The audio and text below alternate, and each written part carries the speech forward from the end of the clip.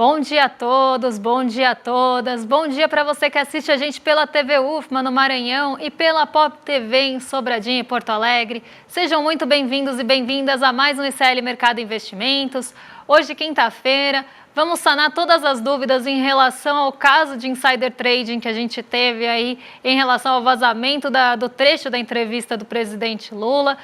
É um momento de tirar dúvidas, então se tiverem alguma dúvida, deixa aí no chat pra gente. Eu já vou pegar algumas que eu selecionei ali no nosso vídeo para a gente matar esse assunto de uma vez por todas. Mas tem outros pontos aí para a gente passar com vocês, porque hoje a agenda está vazia, mas a gente ficou devendo a inflação por extrato de renda e também a gente não falou do monitor do PIB. Então a gente vai falar dos dois hoje, além do IGP-10, que saiu também divulgação da FGV.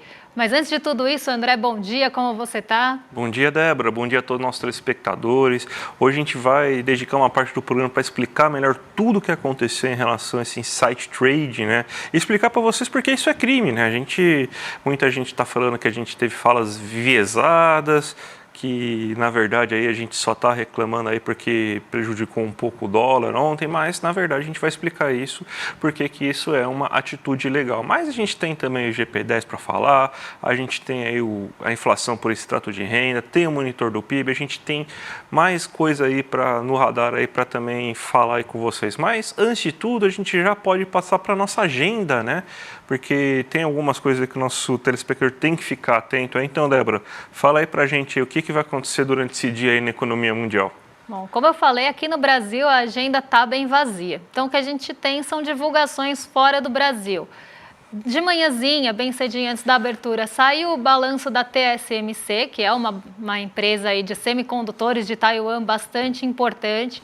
Então, antes da abertura, esse balanço já foi divulgado.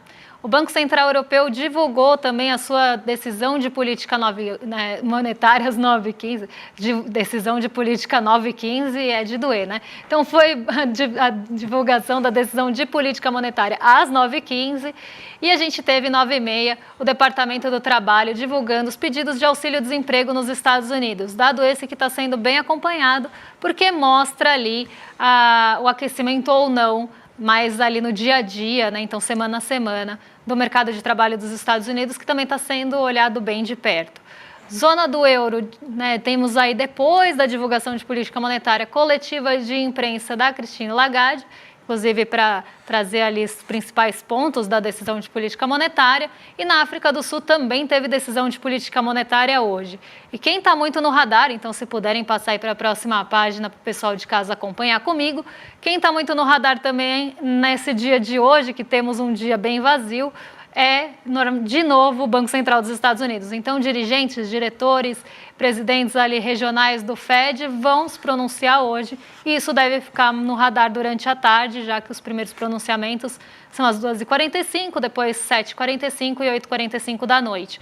Então, a gente deve ter esse olhar aí mais também voltado para os dirigentes do Banco Central dos Estados Unidos, já que estamos naquele momento que está chegando a hora da decisão de cortar ou não os juros por lá. Seria em setembro. Tem uma reunião antes, no fim de julho, mas a expectativa é que seja em setembro o primeiro corte. E aí a gente tem o balanço da Netflix depois do fechamento nos Estados Unidos. Então, como eu falei, hoje a agenda está mais vazia, mas ela tem pontos importantes. Então, como a gente aqui no Brasil não tem uma divulgação de indicadores, o mercado deve acompanhar mais esses dirigentes do Banco Central dos Estados Unidos e a decisão de política monetária da zona do euro, mas isso é assunto para daqui a pouquinho.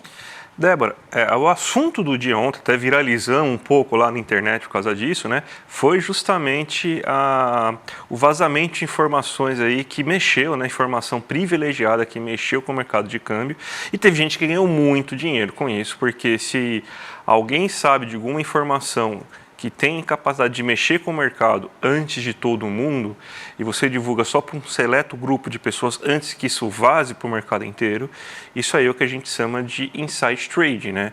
E a gente vai explicar agora, a Débora, que trabalhou anos e anos no mercado financeiro, especialista em tudo isso, vai explicar aí para todo mundo agora Por que que isso é ilegal e quais as consequências econômicas dentro do mercado financeiro? Então, gente, você está reclamando aí, mas você foi prejudicado. Você aí que está falando que a gente foi enviesado ontem, você foi prejudicado. Então, a Débora está aqui hoje, vai explicar aí para todo mundo aí por que que isso é legal. Vamos lá, então, gente, eu estou aqui com dificuldades de garganta essa semana, não sei se vocês perceberam, mas vamos lá. A gente tem no mercado financeiro um código que precisa ser seguido, código de ética, né? Por mais que as pessoas falam, o mercado financeiro não é ético, tem ali um código que você precisa seguir e tem punições severas. Então, a gente, quando entra no mercado financeiro, a gente precisa saber legislação de lavagem de dinheiro, precisa saber legislação da CVM, justamente porque tem crimes que podem estar sendo cometidos no mercado financeiro. Então, eu vou tentar explicar da forma mais didática possível, porque como o nosso vídeo acabou furando um pouquinho a bolha ontem, e não sei se foi por isso ou porque as pessoas realmente ficaram com dúvidas em relação ao assunto, eu resolvi separar uns minutinhos para a gente explicar direitinho o que é um insider trading e o que isso implica, né? Quais são as implicações desse insider trading e quem se beneficia e como. Então, muitas pessoas falaram, mas vocês estão falando isso só porque foi o presidente Lula. Não é só porque foi o presidente Lula, é porque foi um presidente, mas poderia ser ali uma informação vazada dentro de uma empresa, por exemplo. Então, eu vou trazer um exemplo aqui até corriqueiro. Para quem não sabe, eu trabalhei muitos anos no mercado financeiro. Quando eu mudei de uma estrutura para outra dentro do banco, então eu acabei saindo de uma parte que era mais de varejo, fui para uma parte que ficava ali mais em outra estrutura que já tinha saído do varejo. Eu não poderia, por exemplo, ter na minha carteira, ou pessoas correlatas a mim, não poderiam ter na carteira ações. Porque, em tese, eu estaria num lugar ali que teria mais informações do que outras pessoas. Então, se eu tivesse ações, caso que eu não tinha, porque também tinha outras restrições de tempo, que você pode ficar, por exemplo, com uma ação na carteira, eu deveria vender. Assim que eu mudei de estrutura, eu deveria vender todas as minhas ações, por a preço que tivesse, com prejuízo ou lucro, teria que vender porque eu não poderia ter aquelas ações, nem pessoas correlatas poderiam ter para não ter informação. Então, não poderia avisar alguém de alguma informação que eu tinha, nem operar em benefício próprio. Isso porque eu era ali uma pessoa pequena dentro do banco. Então, vocês já imaginam como isso escala. E se você descumpre, você recebe uma notificação na hora. Então, tem sim como monitorar. A questão aqui é um pouco diferente, porque, em tese, né, a jornalista ela vazou a informação para o mercado financeiro usar. Então, vamos pegar aqui e vamos tirar a figura do presidente. Tá? Vamos pensar que é um administrador de uma empresa. Então, ele tem ali, ele é de uma diretoria de uma empresa e ele sabe que aquela empresa vai fazer uma fusão. Tá? Aqui um exemplo bastante clássico. Então, ele fica sabendo que a empresa que ele trabalha, que ele é diretor, vai fazer uma fusão. E aí, ele é muito amigo do André. E ele fala, André, estou sabendo que a minha empresa vai ter fusão. E isso pode valorizar os papéis dela. André, que trabalha no mercado financeiro, pega essa informação e não só usa para benefício próprio, mas também favorece seus clientes de mercado financeiro. André, vamos supor aqui no meu exemplo, tem uma corretora. E aí ele usa essa informação para que seus clientes da sua corretora se favoreçam. Então ele fala, a Débora é diretora lá daquela empresa e ela falou que vai ter uma fusão. Então eu recomendo que você compre as ações dessa empresa porque elas vão se valorizar e vocês vão sair na frente, porque ninguém está sabendo disso, não foi divulgado fato relevante, que é o nome que a gente dá no mercado para esse tipo de coisa. Eu soube antes, porque ela é minha amiga, então ela me contou. E aí os clientes do André se favorecem disso. O que aconteceu? Eu cometi um crime, porque eu fiz aí um crime, né, que pode ser punido administrativamente ou até mesmo com reclusão, dependendo do caso. É muito difícil, na verdade, o crime de insider trading ser ali pego, até porque o mais difícil da história é saber quem vazou a fofoca e por onde essa fofoca percorreu. Tá? Eu estou usando um termo bem popular, mas o mais difícil é saber de onde saiu a informação, a origem da informação e por onde ela passou. No caso da jornalista, essas informações elas já estão ali dadas, porque você sabe quem vazou a informação e para quem que ela vazou a informação, que foi para os clientes que compram a consultoria dela, e eu já vou chegar nesse ponto. Então, essa parte que é o mais difícil de rastrear no insider trading, nesse caso já está mais fácil. O que teria que fazer agora? A gente tem braços ali na B3 de autorregulação que monitoram negociações atípicas. Então, teria como investigar isso sim, mas eu já explico. Então, no nosso caso aqui hipotético, eu cometi esse crime que é passível de punição e o André também, porque ele vazou a informação. E todo mundo que operou com base nessa informação vazada também pode ser punido. Porque as pessoas, quando operam com base nesse tipo de informação, se a gente está falando de gestor de investimento, se a gente está falando de corretora, a gente está falando de volumes grandes de negociação. A gente não está falando que a pessoa operou para ganhar R$1. Então, ela operou para ganhar muito dinheiro com a informação privilegiada. Até porque ela paga, em tese. Né? Nesse caso, ela pagava uma consultoria e recebeu aí a informação antes. E aí isso favorece, claro, a consultoria que trouxe um furo aí de informação. Só que não é que nem um furo de reportagem, é muito diferente, porque aí você usa para benefício financeiro. Né? Então aqui a gente tem que entender como funciona, porque não é porque era o presidente Lula, era porque também era o presidente Lula. Mas se fosse outro presidente, se fosse um presidente de outro país e tivesse possibilidade de mexer com o nosso mercado, isso tem que ser monitorado. E aí, no caso específico do que a gente viu acontecer com a jornalista da Record, que, se não me engano, até já foi desligada, a gente vê que ela teve uma entrevista com o presidente Lula, que teve, num dado momento, uma declaração que, principalmente fora do contexto, tinha muito potencial de mexer com o mercado, porque a fala que ela vazou, ele tanto falava do Banco Central e da taxa de juros, como ele também falava dos cortes de gastos, algo que o mercado está olhando com uma lupa em cima, e toda vez que esses assuntos vieram à tona, o mercado financeiro reagiu, principalmente com alta de dólar e juros. E, gente, quem negocia dólar e juros no Brasil não negocia também para ganhar R$1. Negociação de dólar e juros no Brasil dá muito dinheiro. Então vamos pensar que a jornalista ela tem 2 empregos, o da Record e o de uma consultoria que fornece informação para o mercado financeiro. Então uma agência de notícias que fornece informação para o mercado financeiro. Ela pega uma informação de um emprego dela, que era o da Record, de uma entrevista que ela fez, pega um trecho que tem potencial de mexer com o mercado, porque já aconteceu antes, usa na consultoria dela, que fornece informações para o mercado financeiro e fala, olha, eu tenho aqui uma notícia quentíssima que não saiu ainda, tem potencial de mexer com o mercado e eu vou fornecer para vocês, que são os meus clientes, nesse outro trabalho. Então, ela está fazendo parecido com o caso do diretor. Só que ela está usando, inclusive, numa agência que fornece informações para o mercado financeiro. E aí, dentro desses clientes, tinha gestores de fundo, tinham corretoras, tinham assessores de investimento. O que essas pessoas fizeram? Com essa informação, elas negociaram moedas, juros, enfim, a gente precisa ver que mercados que foram negociados.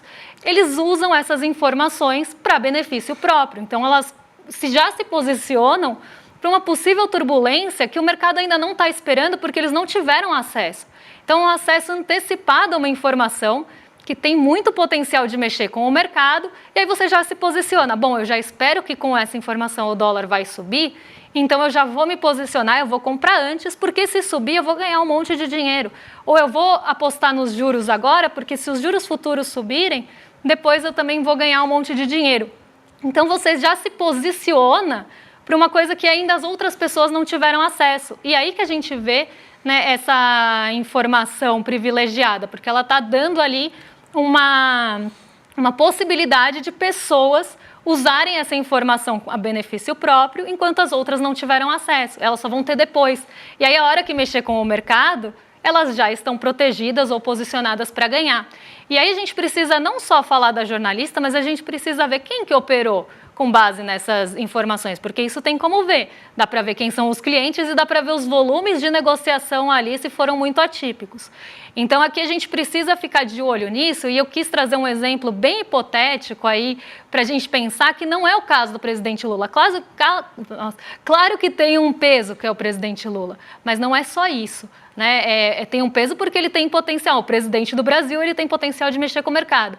Mas qualquer vazamento de informação privilegiada, pode ser uma fusão e aquisição, pode ser uma venda de uma parte da empresa, tudo isso, se vazado antes do fato relevante, ele vai ser insider trading, principalmente se alguém operar com base nisso e ganhar dinheiro. E aí precisa ser, todos os pontos são investigados, os primários e os secundários. Acho que agora não resta mais dúvida. Tem algumas perguntas que vieram aqui no chat, mas eu acho que as perguntas que apareceram aqui, inclusive lá perguntando sobre o que a CVM pode fazer e tal, acho que você foi bem clara aí em relação a tudo isso. Parabéns aí pelo comentário brilhante, Débora. Vamos então agora para a nossa abertura de mercado. A Débora falando hoje aí, coitada. Ela nem bebeu uma água, está conseguindo, né? Mas vamos lá para a abertura de mercado aí, porque a gente tem coisas importantes acontecendo aí, que você teve o setor de tecnologia que aqueceu bastante as bolsas na Ásia, né, Débora? Teve uma movimentação bem forte por lá, isso porque em Nova York, no dia anterior, a gente teve uma movimentação também muito robusta no setor de tecnologia. Só para vocês terem uma ideia, a Nasdaq caiu, o maior valor de queda da Nasdaq desde dezembro de 2022 foi ontem. Claro que a Nasdaq estava ali até numa ascensão, bateu vários recordes, mas ontem ela teve um revés bem grande. E eu vou explicar para vocês o que aconteceu e por que isso derrubou a Ásia hoje de manhã. Os Estados Unidos, na verdade, foi até uma notícia divulgada pela Bloomberg, uma notícia de que os Estados Unidos poderiam estar ali pensando em trazer novas restrições comerciais para empresas de chips, empresas de tecnologia, que fornecem tecnologia avançada para a China. Então, a gente tem alguns casos de empresas japonesas, enfim, que fornecem ali a tecnologia avançada, principalmente de chips e semicondutores, para a China. E os Estados Unidos pensou, ali está até estudando, possibilidade de trazer restrições comerciais para quem fornece tecnologia avançada para a China. Não sei se ficou claro, né? Então, os Estados Unidos quer ter alguma sanção em relação ao comércio dos Estados Unidos com essas empresas, porque elas estão fornecendo tecnologia avançada de semicondutores, algo que está muito em voga aí por conta de inteligência artificial e capacidade de processamento de dados. Eles querem impor essa restrição. E aí, as empresas de semicondutores e chips ontem caíram muito em Nova York por conta dessas restrições que podem ser colocadas nesses setores. E hoje de manhã, como não era diferente do que a gente esperava, né, e não foi diferente do que a gente esperava, as empresas asiáticas caíram, principalmente do setor de tecnologia. Então, vou colocar aqui para vocês o Nikkei 225, que teve uma queda bem abrupta, né, Nikkei 225 que está já sofrendo aí, até com questões cambiais do iene, ele caiu 2,39% ontem, teve uma queda bem forte, ele foi ali uma das principais bolsas em queda da Ásia, justamente porque o setor de tecnologia está muito pressionado por essa discussão em relação a restrições e sanções dos Estados Unidos. Então, aqui um ponto que desagradou também a China se pronunciou em relação a isso, falando que a medida aí não foi bem recebida.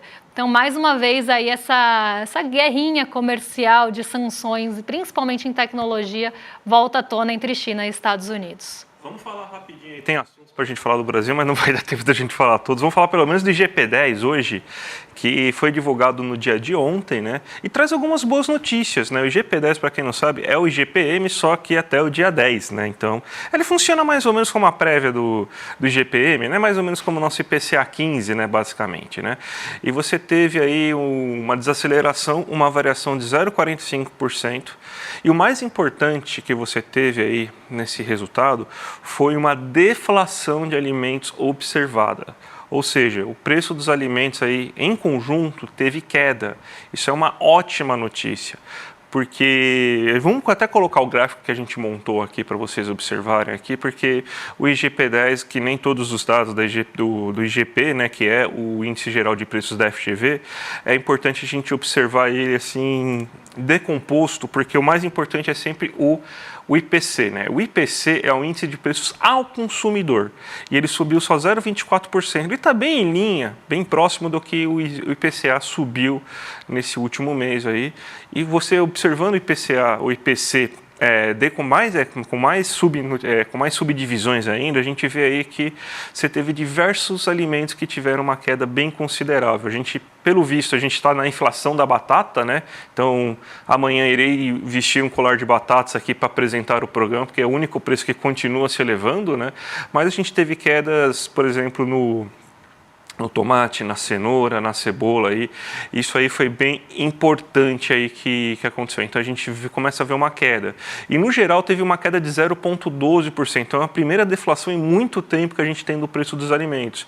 Justamente quando a situação climática deu uma amenizada, está um pouco mais frio, a gente consegue aí uma produção melhor de alimentos, né? Então você não está tendo aquele calorão lá que estava prejudicando aí a produção de alimentos. Então o IPC foi a melhor notícia. O IPA, que é o preço de produção ao produtor, ele está um pouquinho mais elevado. Ele passou muito tempo com altas deflações, agora ele começa a ter uma elevação um pouco maior. Ele está sendo puxado por minério de ferro, por exemplo. Leite, que é um dos itens ainda que você tem a batata e o leite, e o arroz ainda sendo bem problemáticos, né? Eu não sei, sinceramente eu não sei porque a batata está tão problemática ainda, sendo que os demais aí preços estão caindo, mas depois eu tento arranjar uma explicação. Mas eu sei que o leite e o arroz, por exemplo, é por causa da situação no Rio Grande do Sul, eles são grandes produtores e além do fato do leite agora está na época da entre-safra do leite, então a produção costuma ser menor mesmo, né? Então, mas você tem, então, inclusive o leite está bem caro para os produtores, então queijo deve aumentar aí nos próximos momentos aí. E o INPC está em 0,54. Então a gente trouxe aqui o IGP-10 justamente por quê? Porque foi uma boa notícia que a gente recebe agora, justamente aí para falar sobre inflação, e a inflação que mais está preocupando o brasileiro é justamente dos alimentos. E parece que ela começou a dar uma arrefecida agora com a melhora climática, né? Então o problema sempre foi a questão climática, então essa melhora climática ajuda um pouco, Débora. Boas notícias, pelo menos vindas aí do IGP-10, que também é um termômetro de inflação, então já traz algumas perspectivas para esse comecinho de mês, pelo menos aí até o dia 10. Vamos para a abertura de mercado, né? Hoje aí o Insight Trade aí tomou bastante conta do programa. Amanhã a gente faz lá, a gente vai fazer um belo resumão de tudo que a gente está devendo para vocês, gente. Perdão aí, mas vamos então para a nossa abertura de mercado para você explicar como que está o nosso querido dólar, como que está o nosso querido Bovespa. Está aumentando o dólar, né? Por que está aumentando tanto, Débora? Tudo sobe hoje e nossa bolsa cai, né? Então vamos entender o que está acontecendo aí com o nosso mercado, porque muito desse movimento vem daqui que vocês estão vendo nessa linha aqui, DI Futuro 2032, alta de 1,34% hoje nas nossas expectativas para os juros futuros de 2032. Então, expectativa para o vencimento aí em 8 anos. O que está acontecendo? O mercado está com um olhar muito grande para o fiscal. O mercado, a gente sempre fala aqui que ele tem um caráter bem fiscalista, ele quer essa resolução da questão fiscal do Brasil e não importa quem vá sofrer com isso. O mercado quer que isso seja entregue como foi prometido aí pelo Haddad e arcabouço fiscal. Então agora o mercado está cobrando e por mais que já tenha tido um comprometimento, a gente já falou inclusive essa semana que o peso é muito maior para governos progressistas, por mais que já tenha tido comprometimento, já tenha se falado em corte de gastos, o que o mercado está olhando de perto? Da onde vão ser cortados esses gastos? Então eles querem esse detalhamento, até porque a gente tem agora essa semana a divulgação desse orçamento, já com o orçamento do ano que vem, no caso, né, já com esses detalhamentos, e também o mercado está cobrando um posicionamento em relação à desoneração dos 17 setores da economia, da onde vai sair a compensação disso. Então o mercado está pressionando bastante em relação à fiscal. Então agora você imagina se tem uma possibilidade de você saber que o DI vai subir mais de 1,34 no dia antes, se você não, com essa informação você não vai tentar ganhar dinheiro, se o mercado não ia tentar ganhar dinheiro. Então era aqui que eu estava querendo chegar, né? Então você tem aqui uma possibilidade de ganho, você usa seu favor. Inclusive alguém perguntou, a CVM pode punir? Pode. O mais difícil já foi feito, que é rastrear por onde passou. Então pode sim, isso pode ser administrativo em multa ou pode ser em reclusão também, tá? Para quem perguntou. Então aqui a gente tem o DI futuro pressionando muito, então alta de juros, alta nas expectativas de juros que voltam ali para os 12%, patamar bem alto para a expectativa de juros, eles vão diminuir o apetite pelo risco da bolsa. Então, pensando que você pode ganhar 12% na renda fixa, você não vai colocar o seu dinheiro em risco na bolsa. A lógica é mais ou menos essa. Tá? Então, a gente tem essa pressão vinda do DI futuro e tem uma certa pressão aqui vinda das treasuries também.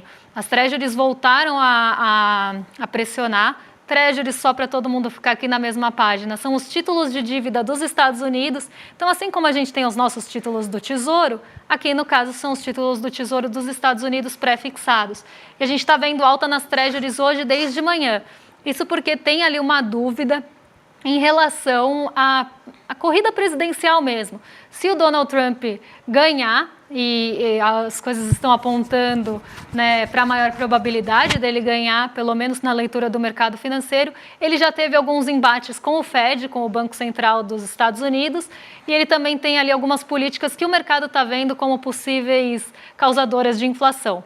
Então, nessa expectativa aí de que o Trump possa ganhar, os títulos mais longos, 10 anos para cima, eles estão reagindo de forma positiva, que no caso seria subindo, tá? Então, é de forma negativa, mas seria aqui no caso de alta no rendimento das Treasuries.